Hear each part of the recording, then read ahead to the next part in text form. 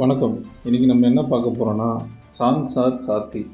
இப்போ மத்திய அரசாங்கம் நடு இரவில் ஒவ்வொருவரையும் நெருங்க நினைத்ததை இந்திய அரசாங்கம் அப்படின்னு டக்குன்னு யோசிக்க வைக்கிறது தான் இந்த சான்சார் சத்தின்ற ஒரு செயலி, இல்லைன்னா ஒரு ஆப்புன்னு சொல்லலாம். இந்த சான்சார் சத்தி இந்த ஆப்னா என்ன எதனால் இந்த மொபைல் ஆப்பை இன்பில்ட்டாகவே கொண்டு வரணும்னு சொன்னாங்க, இதனோட முக்கியத்துவம் என்ன, உலக நாடுகளில் இந்த மாதிரியான ஆப்புகள் ஒவ்வொரு நாட்டிலையும் அவங்கவுங்க மக்களுக்கு பயன்படுத்துகிறாங்களா, சில நாட்டுகளில் இந்த மாதிரி ஆப்புகள் தன்னுடைய மக்களுக்கு பயன்பாட்டில் இருக்கா அப்படின்றத பற்றி தான் இன்றைக்கி அலசி ஆராய்ஞ்சு தெரிஞ்சுக்க போகிறோம். வாங்க வீடியோக்குள்ளே போகலாம். அதுக்கு முன்னாடி மறக்காமல் நம்ம சேனலை லைக் பண்ணிக்கோங்க, ஷேர் பண்ணிக்கோங்க, சப்ஸ்கிரைப் பண்ணிக்கோங்க. இந்த மாதிரி இன்னோவேட்டிவான தகவல்கள் கொடுக்கறதுக்காகவும் அந்த தகவல்களோட அடிப்படை ஆழமும் தெரிஞ்சுக்கணுங்கிறதுக்காகவும் மக்கள் எல்லாருக்கும் இந்த மாதிரி கருத்துக்கள் தெரியணும், நான் ஒரு அறிவு பிறக்கணும் அப்படிங்கிறதுக்காக இந்த சேனலை ஓப்பன் பண்ணியிருக்கோம் நம்ம ட்ரிபிள் ஏ. வாங்க இன்றைக்கி நம்ம சேனலில் இந்த சான்சார் சாத்தியை பற்றி அலசுவோம், ஆராய்வோம், அறிவோம். இனி வரும் காலகட்டங்களில் இந்தியாவில் விற்பனை செய்யக்கூடிய எல்லா ஆண்ட்ராய்டு ஸ்மார்ட் ஃபோன்ஸ், அதாவது ஆண்ட்ராய்டு மொபைல்னு சொல்லுவாங்க இல்லைங்களா, அதில் ப்ரீ இன்பில்ட்டாகவே இந்த சான்சார் சத்தின்ற ஒரு ஆப் புதுசாக வரப்போகுதுன்னு மத்திய அரசாங்கம் சொல்லியிருக்காங்க.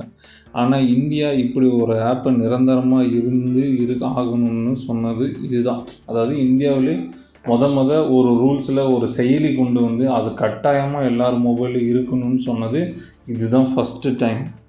மத்திய அரசாங்கம் எடுத்திருக்கிற இந்த முடிவு, இந்த மாதிரி அடிப்படையில் எல்லாருடைய மொபைல்லையும் இந்த ஆண்ட்ராய்டு மொபைலில் இந்த ஆப் இருக்கணும்னு சொல்லி இருக்கக்கூடிய இந்த முடிவை ஒரு தொழில்நுட்ப வல்லுநர்களோ இல்லை டிஜிட்டல் ரெக்கவரி டீமோ, ஒரு சாதாரண மொபைல், நான் ஒருத்தன் இப்போ மொபைல் யூஸ் பண்ணுறேன்பா, இந்த ஆப் அப்படி எதனால் இது எனக்கு தேவைன்னு நீங்கள் சொல்கிறீங்க, இதனுடைய தாக்கம் என்ன, இதனுடைய மிகப்பெரிய இம்பேக்ட் என்ன, ஒரு ஆதார் கார்டு இப்போ முக்கியம்னு சொன்னாங்க, இப்போ அது முக்கியமாகவும் இல்லை, அது ஒரு அடையாள அட்டைன்ட்டாங்க. இப்போ அடுத்தது பார்த்திங்கன்னா இப்போ இந்த ஆப்பை சொல்லியிருக்காங்க, இது ஒரு முக்கியத்துவம் இருக்குது, இது நிச்சயம் எல்லோரும் மொபைல்லையும் இருக்கணும் அப்படின்னு சொல்லியிருக்காங்கன்னு சொல்லி இது சாதாரண மக்கள் எல்லாத்துக்குமே ஒரு கட்டத்தில் ஒரு கேள்வி எழுந்துச்சு. இதை பற்றி உச்சநீதிமன்றத்தில் மேல்முறையீடும் செஞ்சாங்க. ஸோ இதை பற்றி என்ன அடுத்த கட்டத்தில் சொல்கிறாங்க அப்படின்னா, இந்த மாதிரியான கேள்விகள்லாம் எழுதும் போது ஜோதி ராதிராய் சித்யா அப்படிங்கிறவர் இந்த ஆப்போட செயலியோடைய ஒரு வடிவமைப்பாளர் அப்படின்னு சொல்கிறோம். உங்களோட மொபைலில் இந்த ஆப்பை வேணும்னா வச்சுக்கோங்க, வேண்டாம்னு டெலிட் பண்ணிடுங்கன்னு ஆனால் சொல்லியிருக்காங்க. இது முழுக்க மக்களுடைய பாதுகாப்புக்கு தான், இது ஒரு மக்களுடைய நலனை தான், இது ஒரு மொபைல் திருட்டு மொபைலா இல்லை புது மொபைலா அப்படின்னு கண்டுபிடிக்கிறதுக்காக தான் இந்த ஆப்போடைய ப்ராசஸ்ஸே அப்படின்னு சொல்லியிருக்காரு. ஆனால் பார்த்திங்கன்னா மார்ச் மாதத்துலேருந்து கம்பல்சரி இந்த ஆப்பை ப்ரீ இன்பில்ட்டாகவே இந்த மாதிரி மொபைலில் வந்துடும் அப்படின்னு சொல்லியிருந்தாங்க. ஆனால் இதில் ஒரு சிக்கல்கள் என்ன இருக்குது அப்படின்னா, ஆப்பிள் இந்த மாதிரி ஒரு ஸ்டாண்டர்டான மொபைல்ஸ்லாம் பார்த்திங்கன்னா அவங்க தேர்டு பார்ட்டியோட ஆப்பை ப்ரீ இன்பில்ட்டாக செட் பண்ணுறதுக்கு அவாய்ட் பண்ணிடுவாங்க. அவங்களுடைய சில பல நார்ம்ஸ் அண்ட் ரூல்ஸ்லேயே இந்த மாதிரியான தாக்கங்கள்லாம் இருந்துச்சு. இதனுடைய தொடக்கத்தோடைய மேல்முறையீடு வழக்குகளும் நடந்துச்சு. இதனால் என்ன நடக்க போகுதுங்கிற ஒரு எதிர்பார்ப்பும் தான் இருந்தது. மக்களுடைய தாக்கம் இந்த செயலி எந்த அளவுக்கு பாதுகாக்குது, இதை பார்த்திங்கன்னா இந்த ஆப் இன்ஸ்டால் பண்ணோம் அப்படின்னா முதல்ல நம்ம மொபைல் நம்பர் கொடுத்துட்டோம் அப்படின்னா நம்ம மொபைலோட இஎம்ஐ நம்பர், அந்த மொபைலில் நம்ம தொலைஞ்சு போய்ட்டால் ஸ்டேஷனில் கேட்பாங்க, இந்த மொபைலோட ஐஎம்ஐ நம்பர் என்ன அப்படின்னு கேட்பாங்க.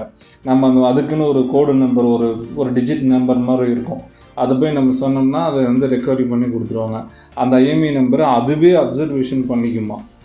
நீங்கள் ஆப் இன்ஸ்டால் பண்ணோடனே உங்கள் மொபைல் நம்பர் கொடுப்பீங்க, மொபைல் நம்பர் கொடுத்த உடனே ஒரு ஓடிபி உங்கள் மொபைலுக்கு வரும், அது வந்ததுக்கப்புறம் உங்களோட இஎம்ஐ நம்பரை அதுவே அப்சர்வேஷன் பண்ணி வச்சுக்குமா.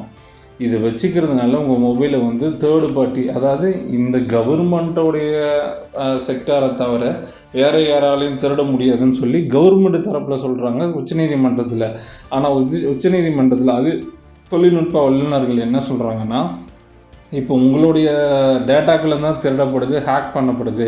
இப்போ நாளைக்கு இந்த டேட்டாவும் மொத்த டேட்டாவும் ஒரு சிப்பில் இருக்கும்போது ஒரு டவரில் இருக்கக்கூடிய மொத்த டேட்டாவும் ஒருத்தன் திருடுனான்னா அவங்க மொபைலில் இருக்கக்கூடிய மொத்தமும் திருட்டு போக வாய்ப்பு இருக்குதுன்னு மேல்முறையீடு பண்ணி நம்ம தொழில்நுட்ப வல்லுநர்களோ இல்லை டிஜிட்டல் ரெக்கவரி டீமோ இல்லை சாதாரண பயனாளர்களோ இவங்கெல்லாம் சேர்ந்த ஒரு அணியாக மேல்முறையீடு செஞ்சு பேசியிருக்காங்க.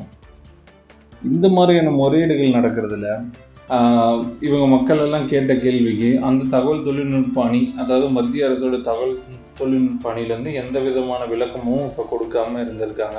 அடுத்தது இந்த கேஸ் எந்த கட்டத்துக்கு நகர்ந்துச்சு அப்படின்னா, நம்ம இப்போ ஆல்ரெடி மொபைல் யூஸ் பண்ணிகிட்ருக்கோம் பார்த்தீங்களா, அதில் வந்து நம்ம ஆல்ரெடி நம்ம ஆப்பெல்லாம் வந்து அப்டேட் பண்ணுவோம், ஆண்ட்ராய்டு அப்டேட் பண்ணுவோம். அதில் வந்து ஆட்டோமேட்டிக்காக இந்த ஆப் வந்து இன்ஸ்டால் ஆகிற மாதிரி, ஆட்டோமேட்டிக்காக உள்ளே வந்து ரிஜிஸ்டர் ஆகிற மாதிரி இருந்திருக்கு.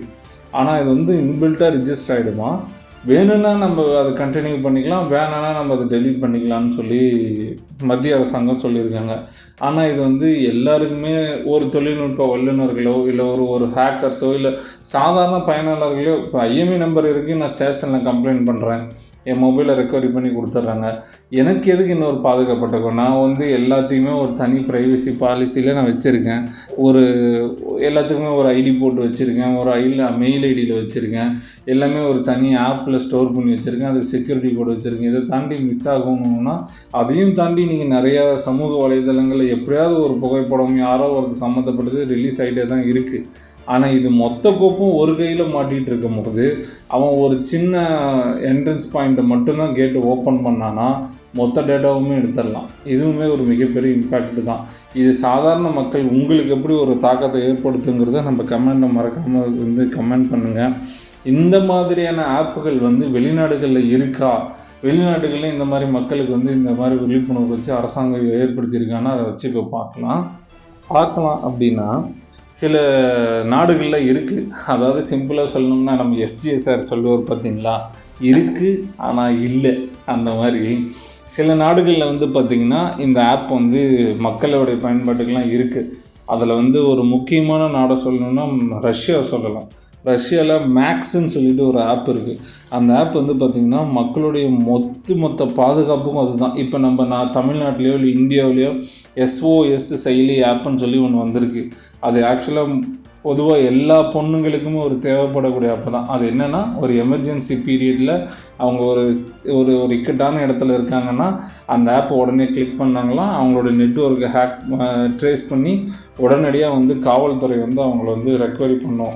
அதுக்காக தான் இந்த மாதிரி ஒரு ஆப், அந்த SOS ஆப். அதே மாதிரி இவங்க வச்சுருக்கக்கூடிய அந்த ரஷ்யா வச்சுருக்கக்கூடிய மேக்ஸ்ன்ற அந்த ஆப் எப்படின்னா, அந்த தரவுகள் எல்லாமே அதில் இருக்கும். அதில் அவங்கள பற்றின ஒரு டேட்டா, ஒரு மினி கம்ப்யூட்டர் சிப்பு மாதிரி அது. ஸோ அதுவுமே வந்து பார்த்திங்கன்னா ஒரு மெசஞ்சர் டைப்பில் தான் இருக்குது. அது வந்து மொத்த டேட்டாவுமே தன்னுடைய கண்ட்ரோலில் வச்சுருக்கா அப்படின்னா கிடையாது. அது வந்து மக்களுடைய தேவைகள் தான். அவங்க தேவைன்னா பயன்படுத்திக்கலாம், தேவையில்லைன்னா விட்டுடலாம்.